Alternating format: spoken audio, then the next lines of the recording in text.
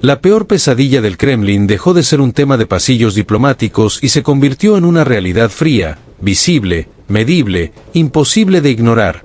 Por primera vez, el principio central de la apuesta de Putin, Occidente puede mandar armas, pero jamás pondrá botas, empieza a romperse, no con declaraciones grandilocuentes, sino con planificación operativa, con alertas internas, con listas de despliegue, con logística dibujada, con mapas de rutas, con calendarios de reuniones, con el tipo de detalles que no pertenecen al teatro político sino a la maquinaria militar real, y eso cambia todo, porque cuando la política falla, la geografía manda, y cuando la geografía manda, los hechos en el terreno pesan más que cualquier veto, más que cualquier discurso, más que cualquier amenaza nuclear lanzada al aire como un espantapájaros, la idea que circula, bajo el formato de coalición de voluntarios, fuera del marco pesado de una burocracia lenta, sin esperar el sello de la ONU, sin depender del ritual de consensos interminables, no es un gesto ni una misión de observadores con chaleco y libreta, sino un paquete de fuerza, entre 10.000 y 15.000 soldados plenamente equipados para un primer tramo de meses, una fuerza del tamaño de una división reforzada, con componentes mecanizados, defensa aérea, radares móviles, unidades de respuesta rápida y fuerzas especiales. No se trata de acompañamiento, sino de presencia con dientes, presencia que obliga a recalcular cada movimiento ruso. Presencia que transforma una línea de alto el fuego en algo mucho más peligroso para Moscú, una frontera de contacto con banderas occidentales clavadas en el suelo ucraniano. Y aquí está el punto que realmente aterra a los planificadores rusos, el atajo legal, el bypass, la llave que le quita a Moscú su carta favorita. Durante años, Rusia se protegió detrás del veto y del enredo institucional, bloqueando cualquier fuerza internacional formal. Pero si Ucrania, como Estado soberano, invita bilateralmente a tropas aliadas a su territorio, el veto deja de ser un muro y se vuelve una nota al margen, un argumento inútil ante un hecho consumado. El Kremlin puede gritar, puede amenazar, puede denunciar, pero no puede desinvitar por decreto a un ejército extranjero que entra por invitación del país anfitrión, y en ese desplazamiento conceptual, de misión internacional a acuerdo soberano de defensa, se quiebra la protección diplomática que Rusia usó como escudo. El timín, además, no es decorativo. Reuniones de asesores, cumbres de líderes, señales coordinadas, todo apuntando a convertir un concepto abstracto, garantías de seguridad, en una estructura física que existe aunque Moscú no la reconozca, y cuando eso ocurre, la guerra deja de ser una ecuación bilateral y pasa a ser una ecuación con un componente nuevo e intolerable para Rusia, el tripwire, la fuerza cable, la fuerza disparador, la fuerza que no está ahí para ganar una guerra por sí sola, sino para hacer que el costo de atacar sea instantáneamente catastrófico. Porque la lógica del tripwire es brutal y simple. Si Rusia golpea y mata soldados franceses o británicos, el conflicto salta de nivel, no por tratado recitado como un poema, sino por política real, por presión pública, por orgullo nacional, por dinámica de escalada, y ese salto de nivel es exactamente el tipo de incertidumbre que Moscú odia, porque rompe su forma de controlar el riesgo. Hasta ahora, el Kremlin calculaba radares ucranianos, baterías antiaéreas dispersas, desgaste, tiempo. Ahora tendría que calcular algo peor, la posibilidad de que una decisión táctica termine activando una crisis estratégica incontrolable. Y si el despliegue es serio, y la lógica militar indica que lo sería, lo que llega con las tropas no es solo uniforme y fusil, llega paraguas aéreo, llega cobertura, llega la obsesión moderna de cualquier ejército competente, no despliega sin protección del cielo. Eso abre otro frente psicológico y operativo que encierra a Rusia en un dilema de hierro.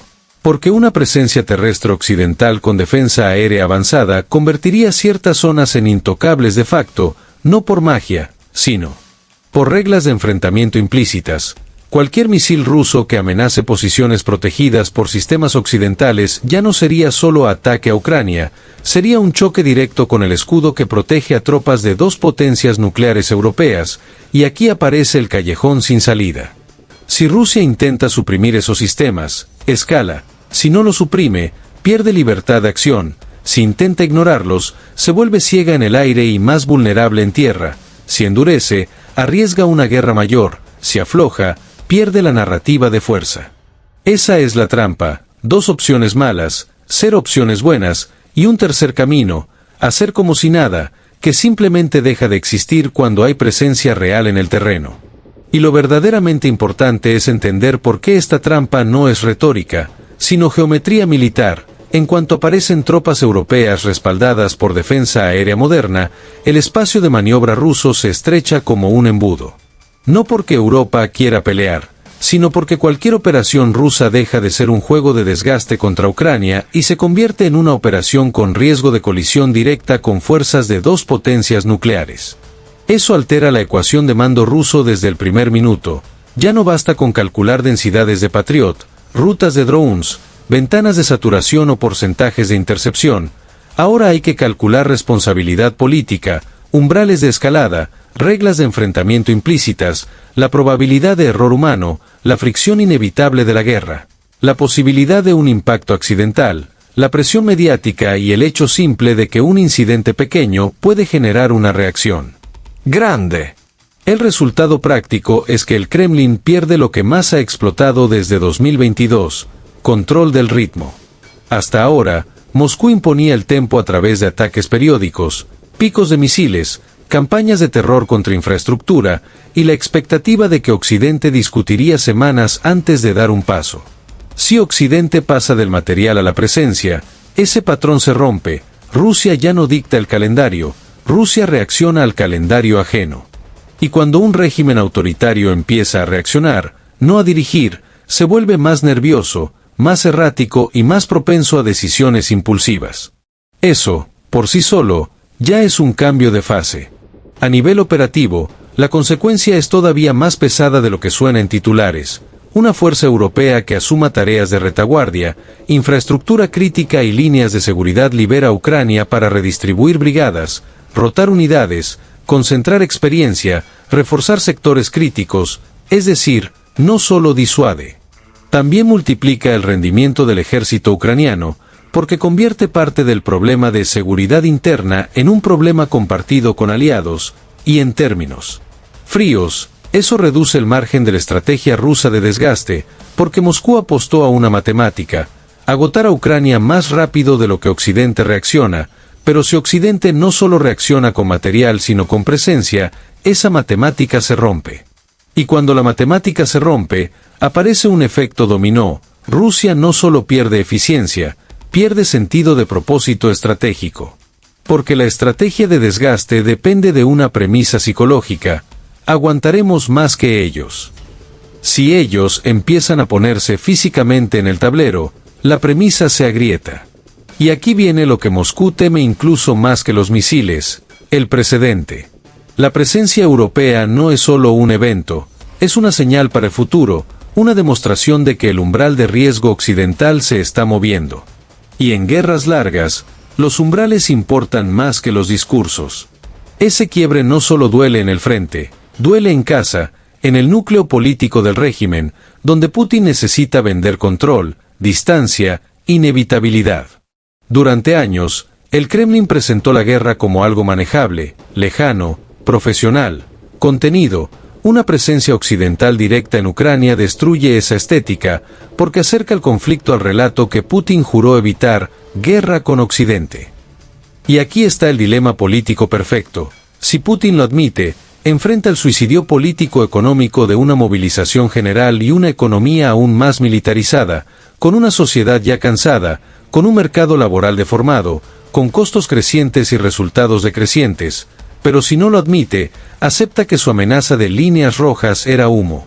Y ver a Occidente instalarse en el corazón del tablero ucraniano sin que Rusia pueda impedirlo es una humillación estratégica que perfora la imagen del líder fuerte frente a su propia población y frente a su propia élite. Y cuando se perfora esa imagen, el régimen pierde su activo central, la creencia interna de que Putin siempre tiene el control. Un autoritarismo no se sostiene solo con policía, se sostiene con la sensación colectiva de inevitabilidad.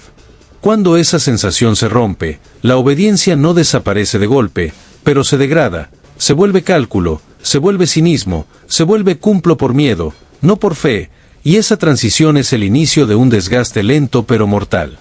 Y ahí aparece el nervio más sensible, La credibilidad. La disuasión rusa, su chantaje nuclear, su retórica de escalada, funciona mientras los demás crean que Moscú realmente cruzará el umbral, mientras la amenaza conserve ese aura de impronunciable, de esto nadie lo quiere tocar, de mejor no empujemos porque el precipicio existe. Pero en el instante en que Occidente empieza a comportarse como si ese umbral fuese menos aterrador de lo que Moscú afirma, no porque sea inofensivo, sino porque es calculable, administrable, medible, la disuasión se devalúa, no desaparece, pero se encoge, ya no es un veto absoluto, se vuelve un riesgo gestionable. Y eso, para un régimen que construyó poder sobre el miedo ajeno, es una degradación existencial, porque el Kremlin no solo ha usado armas y soldados, ha usado psicología como arma estratégica. Ha convertido la escalada en un fantasma disciplinador. Si sigues, esto se vuelve nuclear. Si cruzas esa línea, no respondemos con diplomacia. Si nos acorralas, quemamos el tablero. Esa fórmula no necesita cumplirse para ser útil, necesita creerse. Y cuando el rival decide seguimos igual, la amenaza no explota, se pudre. Y una amenaza que se pudre se transforma en debilidad visible. No para Twitter, no para analistas de sobremesa, sino para los aparatos del Estado que de verdad miden el poder, generales que calculan costos reales, servicios que observan reacciones occidentales, élites económicas que huelen volatilidad, burócratas que leen la dirección del viento, tecnócratas que saben que el presupuesto no es infinito. Cuando esos actores perciben que el miedo ya no paraliza al adversario, aparece la pregunta venenosa, ¿y si la apuesta original fue un error? Y cuando esa pregunta entra en un sistema cerrado, se convierte en corrosión interna, no en una oposición romántica, sino en algo peor para un régimen personalista, una duda fría dentro de la máquina. Porque las dictaduras no se rompen primero en la calle, muchas veces se rompen primero en la fe interna de quienes sostienen el edificio. Esa corrosión tiene un ritmo propio. Empieza como murmuro técnico, esto no era el plan, sigue como cálculo de supervivencia, cuánto aguanta este esquema, y termina como conducta, voy preparando salida, diversifico riesgos, no pongo la mano en el fuego. Y ahí la credibilidad se vuelve un activo financiero, se aprecia o se desploma.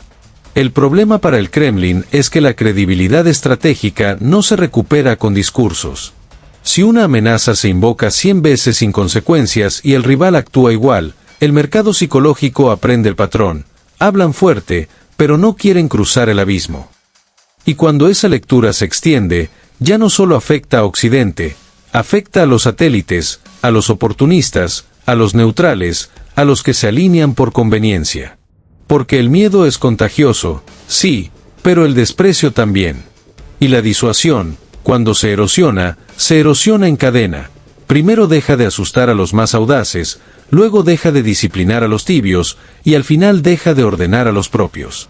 A la vez, el factor regional amplifica la sensación de cerco de una forma que en Moscú se siente casi claustrofóbica. Si el control del aire y del mar se reparte entre aliados y potencias regionales con capacidad real de vigilancia, el margen de maniobra ruso en el Mar Negro y en el teatro ampliado se estrecha, no es solo una iniciativa europea. Es una arquitectura en capas, tierra con fuerzas europeas, mar y aire con mecanismos de monitoreo, y un mensaje implícito de que la era de hazlo. Que quieras si nadie se atreve a tocarte se terminó. Esto tiene una consecuencia práctica que mucha gente subestima. Rusia ha usado el Mar Negro no solo como espacio militar, sino como espacio psicológico. Controlar rutas, amenazar infraestructura, presionar exportaciones, condicionar economías, proyectar la idea de que nada se mueve sin su permiso. Si su margen se reduce, pierde palancas. Y un Kremlin sin palancas tiene dos caminos: negociar o romper. Negociar significa aceptar límites y, por tanto, aceptar que la guerra no te dio soberanía extra, te dio costos. Romper significa apostar por el caos, elevar el riesgo, tensar el umbral. Y romper, cuando enfrente hay tripuires, es jugar con fuego, no porque el incendio sea seguro, sino porque la posibilidad de que el fuego se escape ya no depende solo de tu voluntad. Depende de la fricción. Depende del error. Depende de una cadena de reacciones que nadie controla por completo. Esa es la pesadilla real de cualquier potencia que vive de la escalada. En algún punto, la escalada deja de ser herramienta y se vuelve amenaza contra uno mismo. Y entonces llega el golpe estratégico final, el simbólico, que en política a veces es tan letal como lo material. Europa se estaría probando a sí misma en una clave que Rusia jamás quiso ver: autonomía estratégica operativa. Europa actuando sin esperar a que Washington marque el compás. Europa transformando promesas en metal. Europa poniendo su reputación sobre la mesa. Eso no solo rediseña el tablero de Ucrania, rediseña el tablero de la seguridad europea. Porque establece un precedente. Si un país en guerra puede invitar fuerzas europeas sin pasar por el laberinto institucional tradicional, Moscú pierde su capacidad de congelar conflictos con burocracia y amenazas.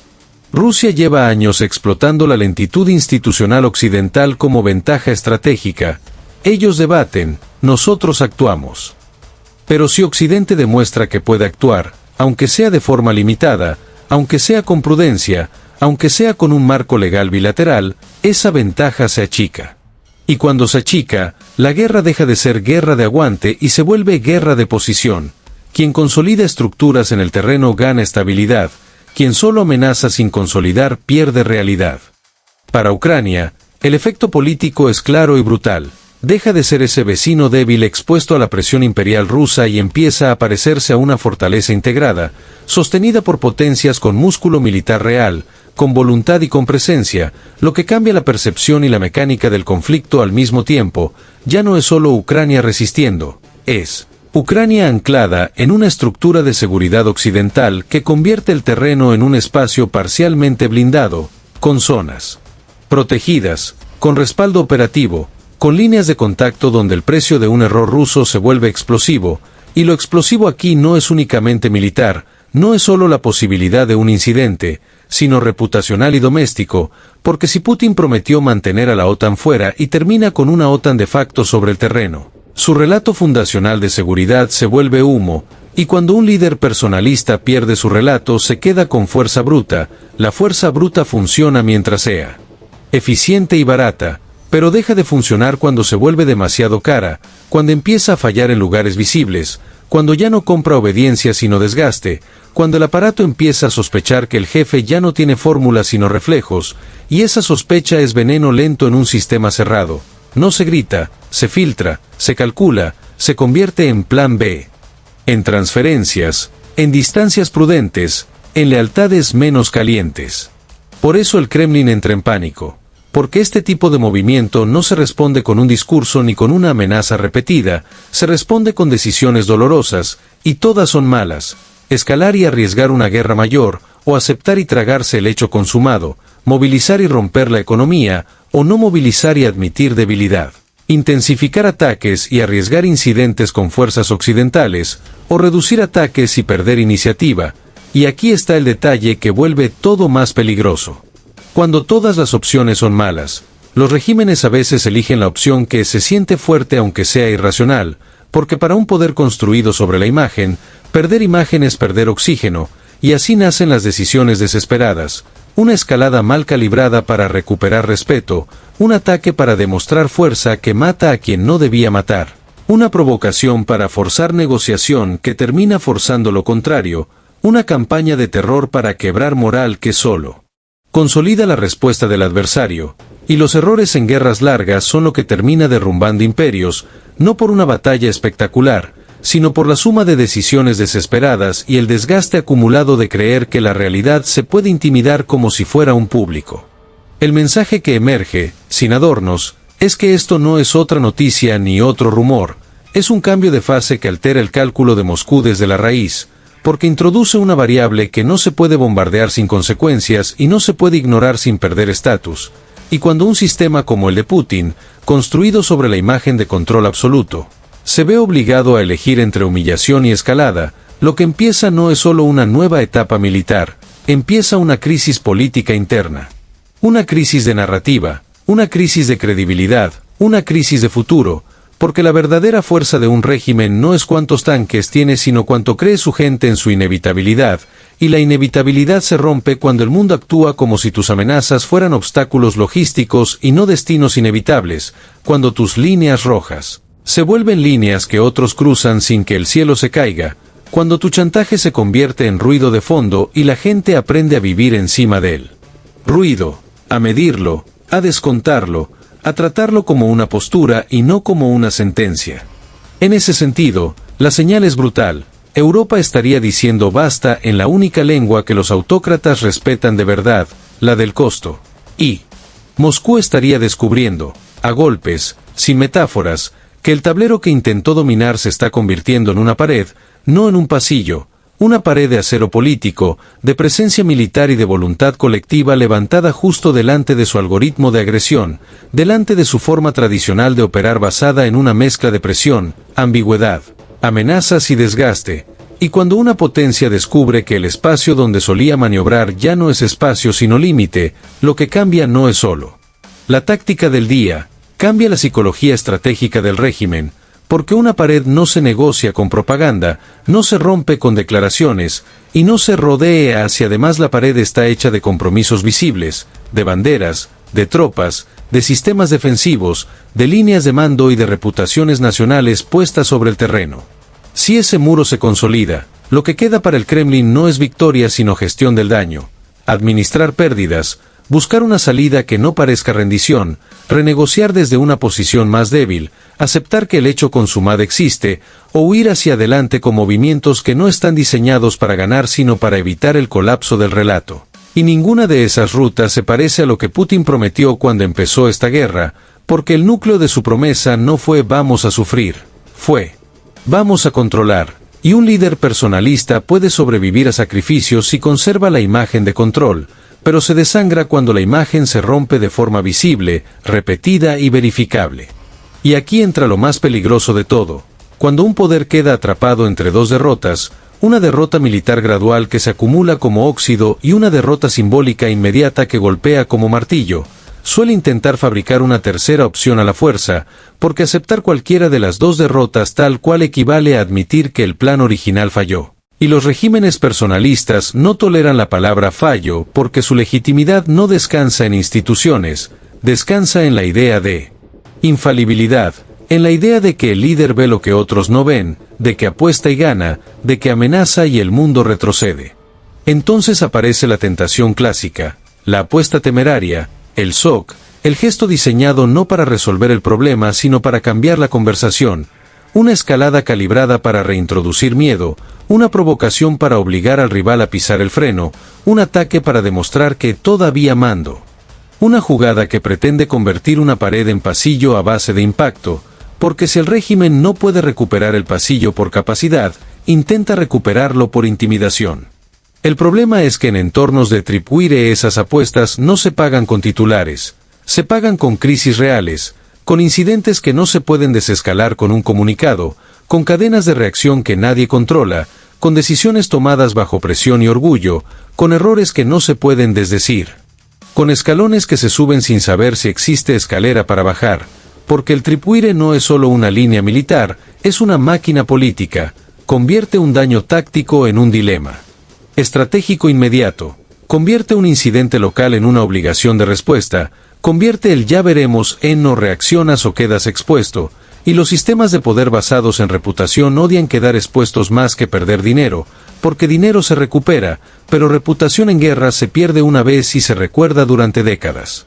Por eso la jugada temeraria se vuelve doblemente peligrosa. Si sale mal, acelera el cerco; si sale bien de forma táctica, puede disparar un compromiso mayor del rival; si no pasa nada, degrada todavía más la credibilidad rusa; si pasa demasiado, abre una escalada que el propio Kremlin quizá no pueda gestionar.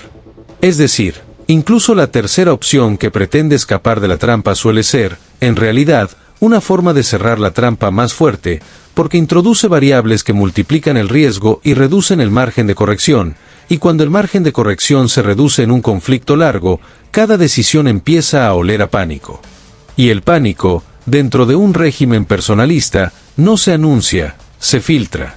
Se convierte en microseñales, cambios bruscos de narrativa, purgas o rotaciones para encontrar culpables, órdenes contradictorias en la cadena de mando, necesidad obsesiva de mostrar fuerza, persecución de voces internas que mencionen dudas, inflación de amenazas que ya no paralizan a nadie y por eso se repiten más alto, más a menudo, más histéricas. Y ahí aparece la verdad más fría de la estrategia. Puedes fabricar pánico en otros durante años, pero si un día el pánico deja de funcionar, lo que te queda es tu propia trampa cerrándose desde adentro, porque el arma principal del Kremlin no ha sido solo el misil o el tanque, ha sido el miedo del adversario a las consecuencias, el miedo a cruzar líneas, el miedo a provocar algo peor. Cuando ese miedo se administra, se erosiona o se neutraliza con presencia real y compromisos visibles, la amenaza no explota, se pudre. Y una amenaza que se pudre se convierte en debilidad visible, no para redes sociales, sino para los aparatos que realmente importan dentro del Estado, generales que calculan escenarios, servicios que miden reacciones, élites que leen señales, burócratas que deciden cuánto apostar por el jefe. Tecnócratas que miran indicadores y concluyen si el barco todavía flota o solo parece flotar. Cuando esos actores perciben que el miedo ya no paraliza al adversario, empiezan a preguntarse si la apuesta original fue un error.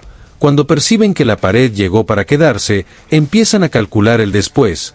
Cuando perciben que el líder ya no abre pasillos sino que choca contra muros, empiezan a construir salidas privadas, planes B, transferencias, refugios, lealtades tibias, silencios estratégicos, distancias. Y ese es el punto que aterra a cualquier régimen personalista, el momento en que la discusión principal ya no es cómo ganamos, sino cómo sobrevivimos, no como país, sino como grupo de poder. Porque cuando la conversación se desplaza a supervivencia, la política deja de ser proyecto y pasa a ser administración del miedo interno, la guerra deja de ser herramienta y pasa a ser coartada, y el Estado, en vez de proyectar fuerza hacia afuera, empieza a comerse a sí mismo por dentro para mantener la apariencia de control. Y esa conversación, íntima, silenciosa, letal, una vez que se instala no se expulsa con propaganda, porque ya no vive en la calle, vive en el corazón del aparato, en reuniones cerradas, en informes no públicos, en decisiones de capital, en reacomodos de lealtad, en la pregunta que ningún régimen quiere oír en voz alta pero que termina apareciendo igual. ¿Cuánto queda de esta fórmula antes de que el costo nos destruya a nosotros también? Y cuando esa pregunta circula, la pared deja de ser solo un muro frente a Rusia, se convierte en un muro dentro del Kremlin, separando a los que todavía creen en el mito de inevitabilidad de los que ya están preparando el día en que el mito se rompa del todo.